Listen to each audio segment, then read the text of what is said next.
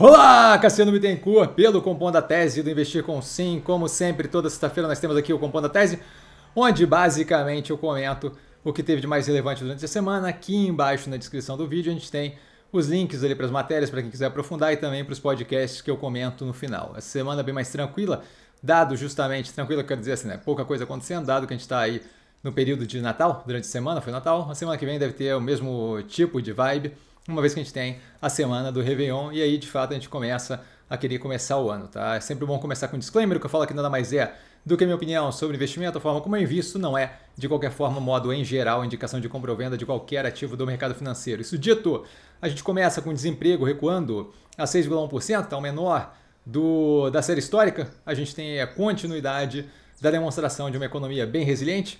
Na sequência, a gente teve o IPCA 15 vindo consideravelmente abaixo do esperado, ainda acima do teto da meta, mas isso daí é mais do que natural, com aquela continuidade de convergência. A gente não tinha propriamente chego ali no ponto ótimo, certo? A gente vê também nos Estados Unidos esse tipo de coisa, de ter alguma resiliência, de não ser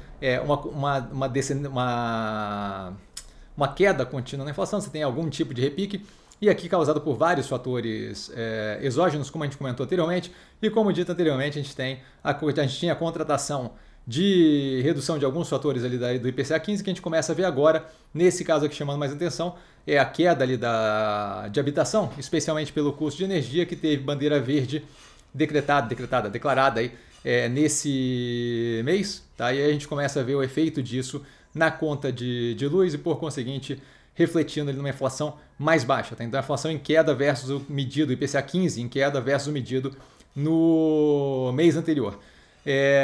A parte mais forte ali da inflação foi justamente com relação à alimentação, e aí carnes ali faz bastante diferença justamente pelo ciclo de criação bovino, que a gente comentou várias vezes já no canal. Basicamente é uma questão que não se resolve com juros, então volto a reforçar, vejo aqui a dinâmica ali mostrando uma contratação de um 180 para o Banco Central no futuro, uma vez que quando a gente tiver ali a redução de fatores ali exógenos que não se resolvem com inflação, com juros, tá? Mas a gente vai justamente observar isso. De qualquer modo, a gente teve algum nível de queda na inflação versus o mês anterior. Passando aos ativos que não estão no portfólio, a gente viu a Embraer ter um avião que até o momento parece ter sido derrubado por defesa aérea russa, tá?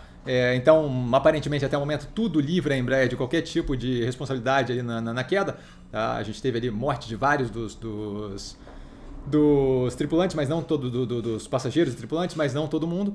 Tá, teve um pedaço do avião que simplesmente deteriorou e o restante não, e parece até o momento que se vê que foi um míssil de defesa aérea. Tá? Na sequência, Hidrovias Brasil cancelando aumento de capital de até 1,5 bilhões de reais. Isso daí vem acompanhado de uma antecipação de aumento de capital pela Ultrapar, tá? Que tem uma participação relevante ali de 500 milhões.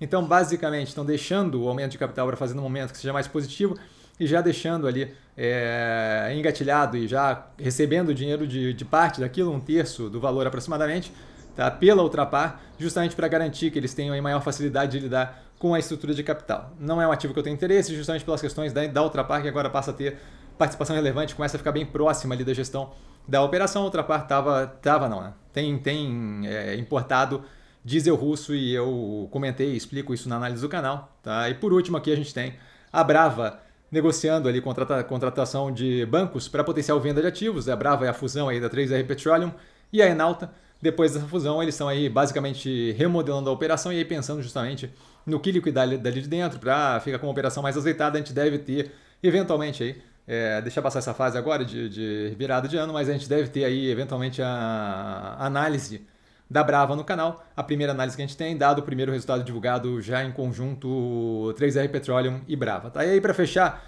a gente tem o PBS NewsHour em podcasts, falando do regime Assad na Síria, tá? E dos bilhões que eles faziam produzindo e exportando uma droga específica aqui, eu não lembro agora o nome da droga, mas basicamente eles tinham todo um esquema do governo mesmo de produção de droga. Obviamente não era aberto para todo mundo, mas assim, você tinha ali um esquema coordenado pelo governo de produção de droga para arrecadar fundos, e uma droga super viciante e tal, e aqui ele explica um pouco mais, tá? Então o nome aqui é How the Assad Regime Made Billions Producing and Exporting Party Drugs. Tá? E por hoje ficamos por aqui, como disse, bem mais curto do que o normal, porque a gente teve uma semana aí bem menos movimentada, dado justamente esse período mais de festas. Aí a gente tem uma redução no nível de coisas feitas e notícias levadas. Precisando de mim?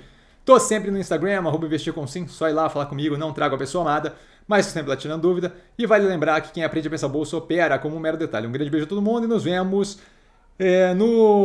possivelmente short, reel, talvez um vídeo ou outro no final de semana, mas o Movimentos da Semana com certeza no domingo às 7 da noite. Valeu, galera, beijão, bom final de semana.